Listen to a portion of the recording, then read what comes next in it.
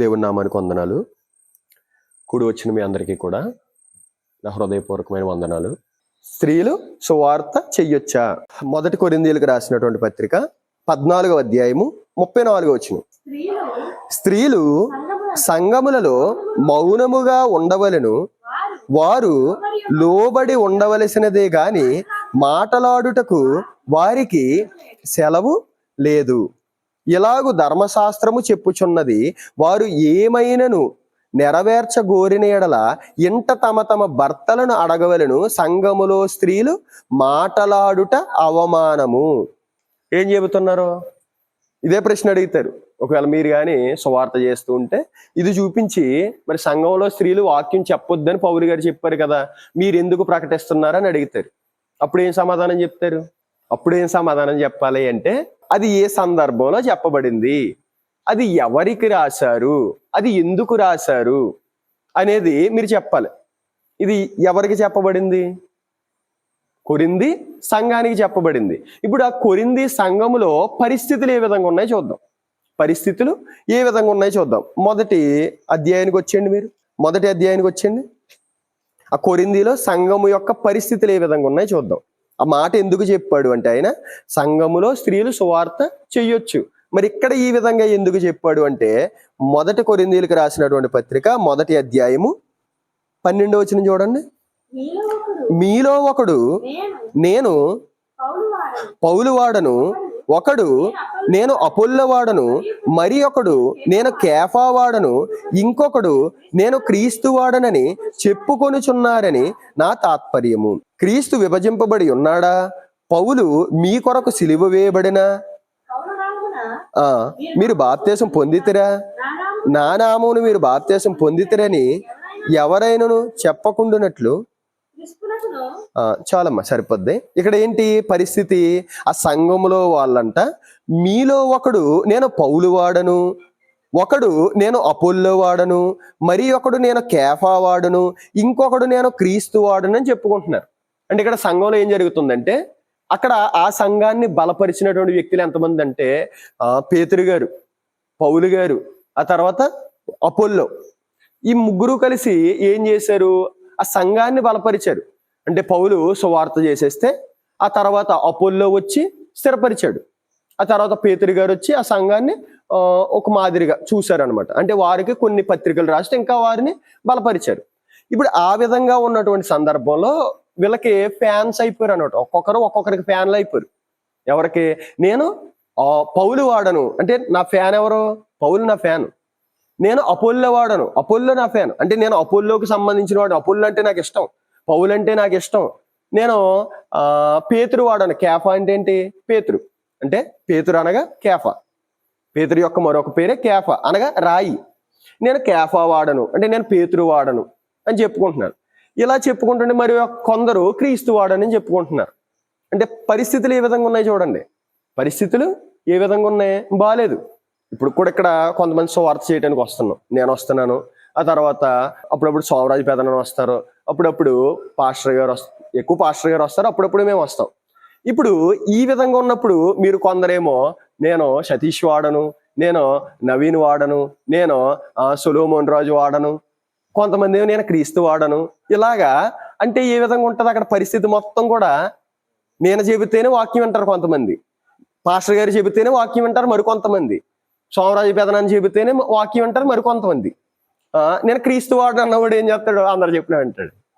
అప్పుడు చెబుతున్నారు అనమాట, మీకు బాప్తీసం ఇచ్చింది ఎవరో? నా నామాన్ని బాప్తీసం పొందారా? మీరు ఎవరి నామాన్ని బాప్తీసం పొందారని చెబుతున్నాడు.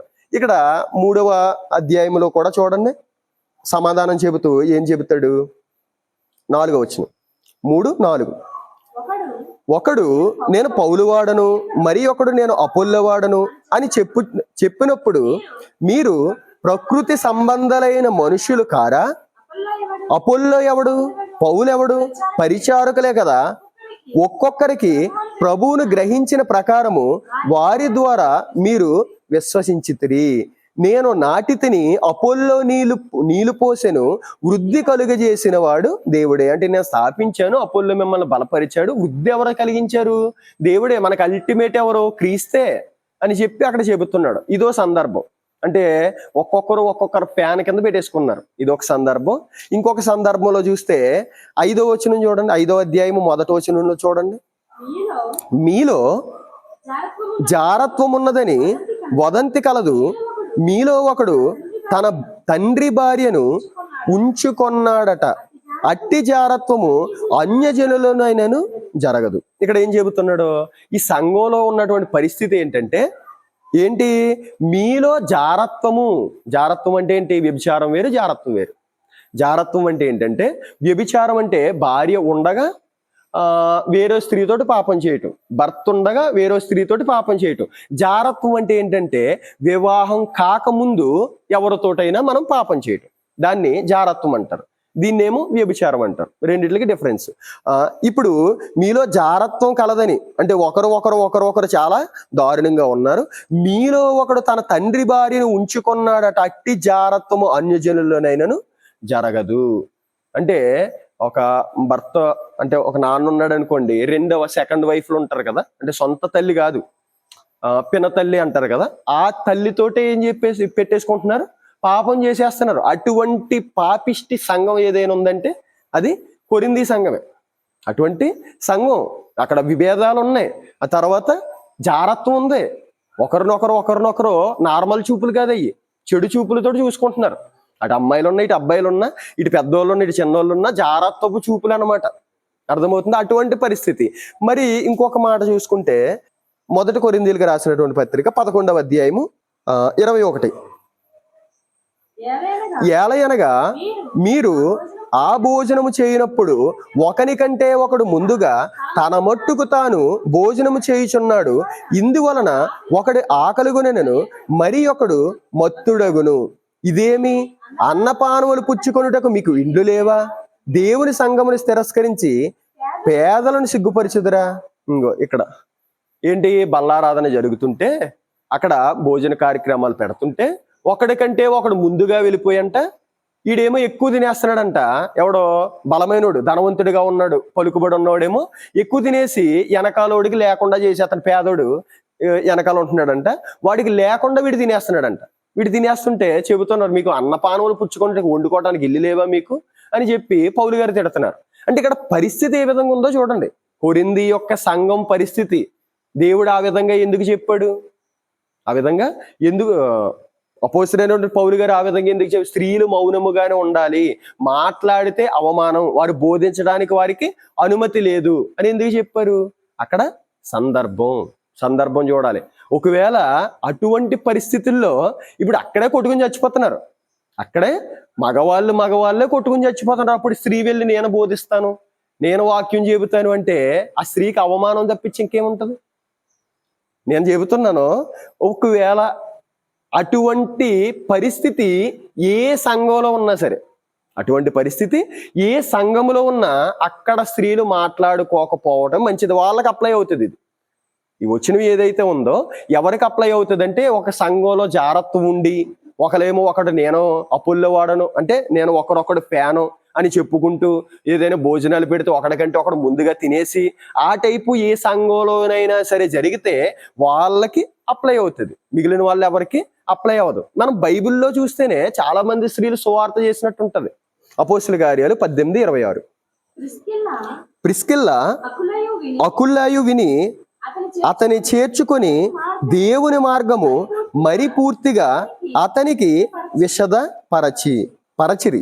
ప్రిస్కిల్లా అకుల్లా విని అతని చేర్చుకొని దేవుని మార్గము మరి పూర్తిగా అతనికి విషదపరిచిరి. ఇక్కడ ఏం చెబుతున్నారు? ఈ అపోల్లో కోసం చూసుకున్నాం కదా, కొరింథీ సంఘంలో ఆ అపోల్లోని బలపరిచిందే, ఆ అపోల్లోకి సువార్త చేసిందే ఈ అకుల్లా ప్రిస్కిల్లా. వీళ్ళెవరు? భార్యాభర్తలు. అంటే భార్యాభర్తలు ఇద్దరు కలిసి, అంటే భర్త భార్య అంటే స్త్రీ. ఈ స్త్రీ కూడా ఏం చేస్తుంది? దేవుని యొక్క మార్గాన్ని బోధిస్తుంది, అంటే సువార్త చేస్తుంది. ఇంకొక రెఫరెన్స్ చూద్దాం మనం. ఇంకొక రెఫరెన్స్ చూస్తే యోహాను సువార్త 4వ అధ్యాయము 28-29 చూడండి. ఆ స్త్రీ తన కుండ విడిచిపెట్టి ఊరిలోనికి వెళ్ళి, మీరు వచ్చి నేను చేసినవన్నీ నాతో చెప్పిన మనుషుని చూడుడి, ఈయన క్రీస్తు కాడా అని ఆ ఊరి వారితో చెప్పగా, ఇక్కడ ఏం చెబుతుంది? ఈవిడెవరో సమరయ్య స్త్రీ. ఈ సమరయ్య స్త్రీ ఊరిలోనికి వెళ్ళి ఏం చెబుతుందంట? ఆ అంటే ఈవిడ కోసం యేసుక్రీస్తు ప్రభులు వారు చెప్పేస్తారు, అమ్మ దాహానికి నీళ్ళు ఇవ్వంటే, నీళ్ళు ఇవ్వటానికి మీరు మాతో సాంగత్యం చేయరు కదా, మేమేమో సమరయులం కదా, మీరేమో యూదులు కదా, ఈ విధంగా చెబుతూ ఉన్నప్పుడు చాలా చాలా విషయాల్లో నీకు ఎంతమంది భర్తలు అని అడిగితే నాకు ఎవరు భర్తలు లేరు అంటాడు. నీకు 5 భర్తలు అని చెప్పేస్తాడు. అంటే ఈవిడ వ్యభిచారం చేస్తున్నటువంటి స్త్రీ. 5 భర్తలు అని చెప్పిన తర్వాత ఈమె షాక్ అయిపోయి, ఎవరైనా ఏంటి వేరే విధంగా ఉంటది పరిస్థితి. కానీ ఈవిడ ఊరిలోనికి వెళ్ళి నా బతుకుని చెప్పేశాడు ఆయన క్రీస్తు కాడా అని చెప్పి వారికి సువార్త చేస్తుందంట. ఇంకా ఆ కింద విషయాల్లో గనక మనం చూస్తే చాలా మంది మారారంట. 39వ వచనం చూడండి. నేను చేసినవన్నీ నాతో చెప్పినని సాక్ష్యమిచ్చిన స్త్రీ యొక్క మాటను బట్టి ఆ ఊరిలోని సమరయులలో అనేకులు ఆయన యందు విశ్వాసముంచిరి. అంటే సువార్త చేసింది, యేసు ప్రభుల వారి గురించి సువార్త చేసి ఆ సమరయులలో అనేక మంది విశ్వాసం ఉండే విధంగా చేసింది. ఎవరో ఒక స్త్రీ సువార్త చేసింది. ఇంకొక మాటను గనక మనం చూస్తే ఇది కొంచెం ప్రాముఖ్యమైనటువంటి మాట చూడండి. లూకా సువార్త 24, లూకా సువార్త 24, 9, 10 చూడండి. సమాధి యొద్ద నుండి తిరిగి వెళ్ళి ఈ సంగతులన్నీ పదనకొండుగురు శిష్యులకు తక్కిన వారందరికీ తెలియజేసిరి. ఈ సంగతులు అపోస్తులతో చెప్పిన వారెవరనగా మగ్దలేనే మరియయు, యోహన్నయు, యాకోబు తల్లి అయిన మరియయు, వారితో కూడా ఉన్న ఇతర స్త్రీలను. ఇక్కడ ఏం జరుగుతుంది అంటే సందర్భం, యేసుక్రీస్తు చనిపోయాడు కదా, సమాధి చేసేసిన తర్వాత ఆ సమాధి దగ్గరికి మొట్టమొదటిగా వెళ్ళింది ఎవరంటే వీళ్ళే వెళ్ళారు. ఎవరో ఈ స్త్రీలు వెళ్ళారు. సుగంధ ద్రవ్యాలు ఆ యొక్క సమాధిలో ఉన్నటువంటి యేసుక్రీస్తు ప్రభుకి పూయాలి అని చెప్పి వీళ్ళు వెళ్ళారు.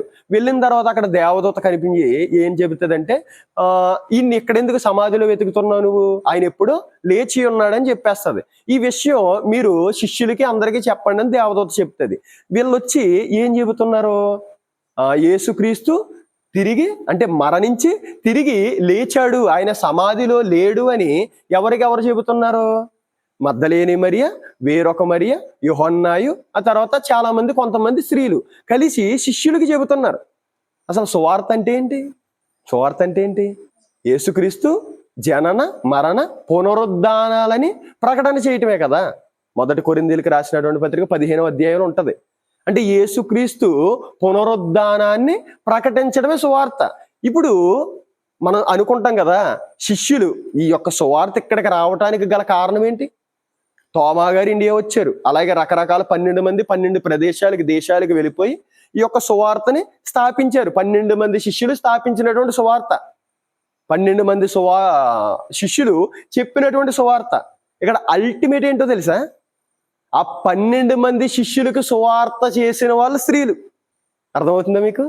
ఆ 12 మంది శిష్యులకి యేసుక్రీస్తు తిరిగి లేచాడు అని ఆయన పునరుద్ధానాన్ని ప్రకటన చేసింది మరియ, మగ్దలేనే మరియ, ఇంకా యోహన్నాయు, ఇంకా ఇతర స్త్రీలు అందరూ కలిసి ఏం చేశారు? వీళ్ళకి సువార్త ప్రకటన చేస్తే అప్పుడు వాళ్ళు ఏం చేశారు?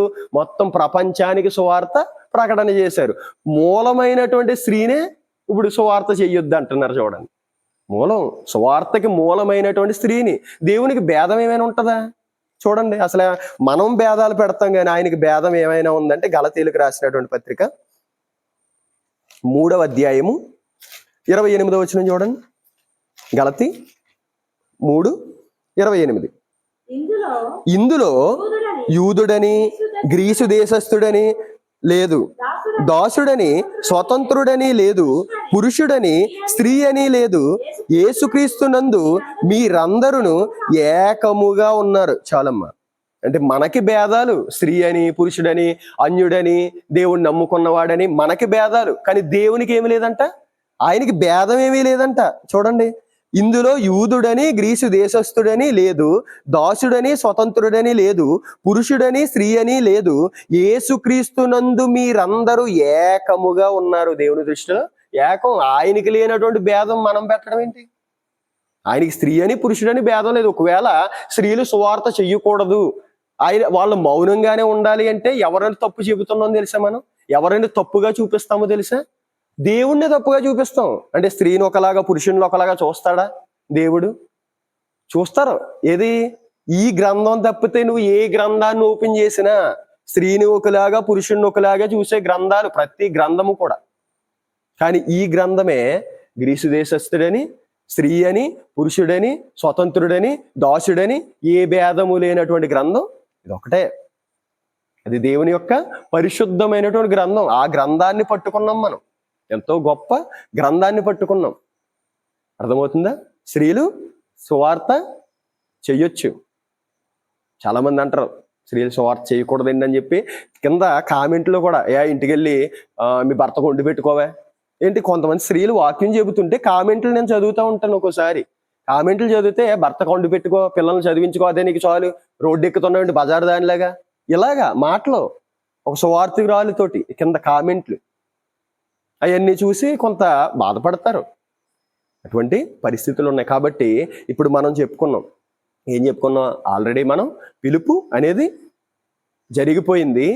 ఆల్రెడీ దేవుడు మనల్ని ప్రత్యేకపరుచుకున్నాడు. ఆ పిలుపుని నిశ్చేత చేసుకున్నవాడు సేవకుడు అవుతాడు, సేవకురాలు అవుతాడు. ఆ పిలుపుని అనేది నిశ్చేత చేసుకోవాలి. ఇంకొకటి, మనకు ఆల్రెడీ అభిషేకం అనేది జరిగిపోయింది, పరిశుద్ధాత్మ అభిషేకం. మరి జాబ్ చేస్తూ సువార్త చేయొచ్చా? చెయ్యొచ్చు. స్త్రీలు సువార్త చెయ్యొచ్చా? చెయ్యొచ్చు. ఈయన చిన్ని మాటలు దేవుడు మన వినికిడిలో ఫలింప జేయునుగాక. ఆమేన్. అందరికి వందనాలు.